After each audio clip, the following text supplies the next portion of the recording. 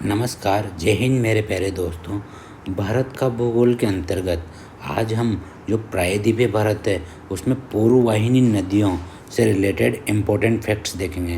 देखो, पूर्ववाहिनी नदियों से मतलब है जो हमारे प्रायद्वीपीय भारत के पूर्वी तट की ओर अपना जल ले जाती हो और अपना जल किसमें, बंगाल की खाड़ी में गिराती हो।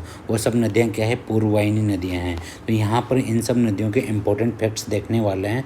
ये इम्पोर्टेंट इसलिए हो जाते हैं क्योंकि ये आज तक किसी न किसी एग्जाम में किसी न किसी रूप में पूछे गए हैं या फिर पूछे जाने की संभावना रखते हैं। तो बिना टाइम वेस्ट किए टॉपिक की तरफ चलते हैं। प्रायद्वीपीय भारत के पूर्वी तट की नदियाँ अर्थात पूर्ववाहिनी नदियाँ। तो हमारा पूर्वी तट कौन सा है? हमारा पूर्वी तट है ये वाला तट हमारा पूर्वी तट है। इस पर जो भी नदियाँ आके मिलती होगी वो होगी हमारी पूर्ववाहिनी नदियाँ। तो हम एक एक करके देखते हैं। हुगली नदी जो कि गंगा की एक वितरिका है, वो है पूर्ववाहिनी नदी है। दामोदर नदी भी पूर्ववाहिनी नदी है। ये हुगली नदी में अपना जल गिराती है, सीधा बंगाली खाड़ी में अपना जल नहीं गिराती है। सोनरेखा नदी रांची से, जो रांची में छोटा नागपुर का पठार है, झारखंड में जो छोटा नागपुर का पठार है, वहाँ से निकलती है और उड़ीसा तट पर अपना जल गिराती है। प्रदूषण के कारण इसे जैविक मरुस्थल कहते हैं। अब जैविक मरुस्थल क्यों कहते हैं? क्योंकि यहाँ पे जितने भी उद्योग धंधे पनपे हैं सोनरेखा नदी के किनारे, उन उद्योगों से जो भी अवशिष्ट निकलता है उसको सोनरेखा नदी में छोड़ दिया जाता है। इस कारण इस नदी में कोई भी जीव जंतु नहीं पनप पाते हैं, तो इसलिए इसको जैविक मरुस्थल कहा जाता है। सोनरेखा नदी हुंड्रू जलप्रपात का निर्माण करती है। कौन से जलप्रपात का? हुंड्रू जलप्रपात का निर्माण करती है। और जमशेदपुर जो शहर है वो सोनरेखा नदी के तट पर ही बसा हुआ है। उसके बाद हम देखते हैं वैतरणी नदी और ब्राह्मणी नदी। वैतरणी नदी का उद्गम कहाँ से होता है? क्योंझर पठार से होता है, जो कि उड़ीसा में है। और ब्राह्मणी नदी का उद्गम होता है रांची के समीप से छोटा नागपुर पठार से होता है, जो झारखंड में है।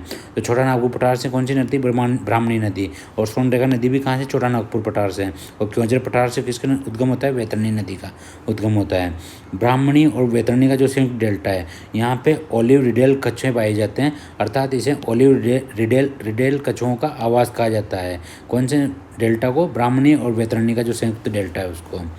इसके बाद जो महानदी है वो टेल नदी है। महानदी कहाँ है? महानदी घाटी का छत्तीसगढ़ भाग जो है छत्तीसगढ़ बेसिन कहलाता है। इसको भारत का धान का कटोरा कहा जाता है। हीराकुंड बांध महानदी पर ही स्थित है और ये भारत का सबसे लंबा बांध है। महानदी पर कौन सा बांध है? हीराकुंड बांध है। और महानदी बेसिन को क्या कहा जाता है? भारत का धान का कटोरा कहा जाता है। और महानदी घाटी का जो छत्तीसगढ़ वाला भाग है इसको क्या बोलते हैं? छत्तीसगढ़ बेसिन कहते हैं। तो और महानदी घाटी पर, महानदी में स्थित जो बांध है हीराकुंड बांध, ये क्या है? भारत का सबसे लंबा बांध है। तो महानदी की सहायक नदी कौन सी है? टेल नदी, जो महानदी के साथ मिलकर अपना जल किस में गिरा रही है? बंगाल की खाड़ी में गिरा रही है। इसके बाद आती है हमारी गोदावरी नदी और कृष्णा नदी। गोदावरी नदी का उद्गम कहाँ से होता है? त्र्यंबकेश्वर से निकलती है।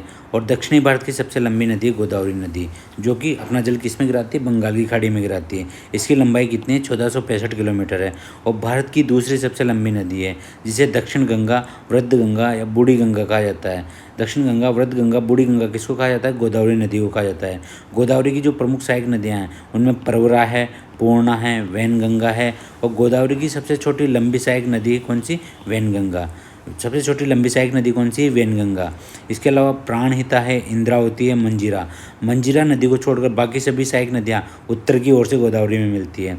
जितनी भी नदियाँ मैंने आपको बताई है, परवरा, पूर्णा, वैनगंगा और प्राणहिता, इंद्रावती, ये सब तो कहाँ से मिलती है? ये सब तो उत्तर की ओर से मिलती है। और मंजीरा नदी कहाँ से मिलती है? दक्षिण की तरफ से गोदावरी नदी में मिलती है। गोदावरी नदी पर कौन कौन सी परियोजना है? गोदावरी नदी पर पोलावरम बांध बना हुआ है आंध्र प्रदेश में, और निजाम सागर बांध बना हुआ है मंजीरा नदी पर, जो कि मंजीरा किसकी सहायक नदी है? गोदावरी की सहायक नदी है। जो कि मंजीरा किस साइड से मिलती है? इसके दक्षिण साइड से मिलती है। तो निजाम सागर बांध किस नदी पर बना हुआ है? मंजीरा नदी पर बना हुआ है। और पोलावरम बांध किस पे बना हुआ है? गोदावरी नदी पर बना हुआ है आंध्र प्रदेश में। और गोदावरी नदी अपने तट के समीप आते आते दो भागों में टूट जाती है, दो धाराओं में टूट जाती है। डावलेश्वरम नामक की जगह से उसकी जो दूसरी धारा है वो वशिष्ठ धारा कहलाती है। कहाँ से टूटती है? डावलेश्वरम नामक एक जगह है, वहाँ से गोदावरी नदी दो भागों में टूट जाती है। जो उसकी दूसरी धारा बनती है वो वशिष्ठ धारा कहलाती है। इसके बाद आती है हमारी कृष्णा नदी। कृष्णा नदी दक्षिणी भारत की दूसरी सबसे लंबी नदी है। प्रमुख सहायक नदियाँ इसकी कौन कौन सी? भीमा, जो कि इसकी सबसे लंबी सहायक नदी है। तुंगभद्रा दो धाराओं के रूप में निकलती है, तुंगा और भद्रा। और कोयना नदी पे कोयना बांध बना हुआ है, शिवाजी सागर बांध बना हुआ है। और मूसी नदी हैदराबाद मूसी नदी के तट पर ही स्थित है। इसके अलावा घटप्रभा और मालप्रभा इसकी सहायक नदियाँ हैं। कृष्णा नदी कौन कौन सी सहायक नदियाँ बताई मैंने आपको? भीमा जो कि इसकी सबसे लंबी सहायक नदी है। तुंगभद्रा 2 धाराओं के रूप में निकलती है, तुंगा और भद्रा। कोयना नदी पे कोयना बांध बना हुआ है, और जिसका जो कोयना बांध का जो जलाशय है उसको शिवाजी सागर कहते हैं। और मूसी नदी के तट पर हैदराबाद शहर बसा हुआ है। इसके अलावा घटप्रभा और मालप्रभा इसकी सहायक नदियाँ हैं। कोलेरू झील जो है, ये झील आंध्र प्रदेश के तट पर कृष्णा और गोदावरी नदियों के डेल्टा के मध्य स्थित है। कौन सी झील? कोलेरू झील आंध्र प्रदेश के तट पर कृष्णा और गोदावरी नदियों के डेल्टा के मध्य स्थित है। इस पर कौन कौन सी परियोजनाएं? अलमाटी बांध बना हुआ है कर्नाटक में, नागार्जुन सागर बांध बना हुआ है तेलंगाना और आंध्र प्रदेश की सीमा पर, श्रीशैलम बांध बना हुआ है आंध्र प्रदेश में। तो इसकी कौन कौन सी परियोजना देखी अपन ने?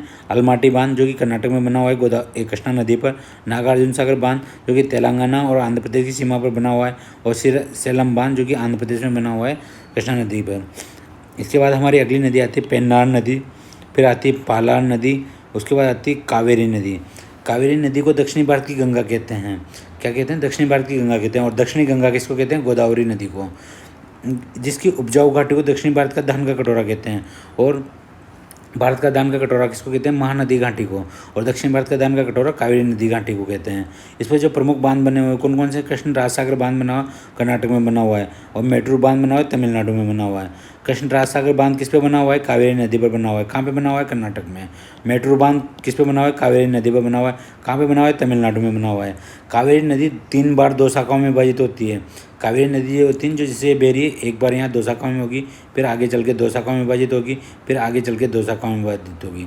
इस तरीके से 3 बार 2 शाखाओं में विभाजित होती है, जिससे कर्नाटक में श्रीरंगपट्टनम द्वीप और श्री शिवसमुद्रम द्वीप तथा तमिलनाडु में श्रीरंगम द्वीप का निर्माण होता है। देखो जब नदी 2 भागों में विभाजित होती है तो एक द्वीप यहाँ बन गया, फिर आगे चल के 2 भागों में विभाजित हो, एक द्वीप यहाँ बन गया, फिर आगे चल के 2 भागों में विभाजित हो, एक द्वीप यहाँ पे बन गया। तो जो कर्नाटक में द्वीप बन रहे हैं वो श्रीरंगपट्टनम द्वीप और शिवसमुद्रम द्वीप बने हुए हैं, और तमिलनाडु में श्रीरंगम द्वीप का निर्माण होता है। कावेरी पर शिवसमुद्रम जलप्रपात बना हुआ है। कावेरी पर कौन सा जलप्रपात बना हुआ है? शिवसमुद्रम जलप्रपात बना हुआ है। और हुंड्रू जलप्रपात कौन सी नदी पे बताया था मैंने आपको? हुंड्रू जलप्रपात बताया था मैंने आपको स्वर्णरेखा नदी पर। और कावेरी नदी पे एक और जलप्रपात है, वो कौन सा है? होगेनकल जलप्रपात और शिवसमुद्रम जलप्रपात किस पे? कावेरी नदी पर। जो शिवसमुद्रम जलप्रपात है वो कर्नाटक में है, और होगेनकल जलप्रपात तमिलनाडु में स्थित है। और जो हमारा हुंड्रू जलप्रपात है वो किस पर? स्वर्णरेखा नदी पर स्थित है। थैंक यू दोस्तों, उम्मीद करता हूँ आपको वीडियो समझ में आया होगा। अच्छे से इसका रिवाइज करना।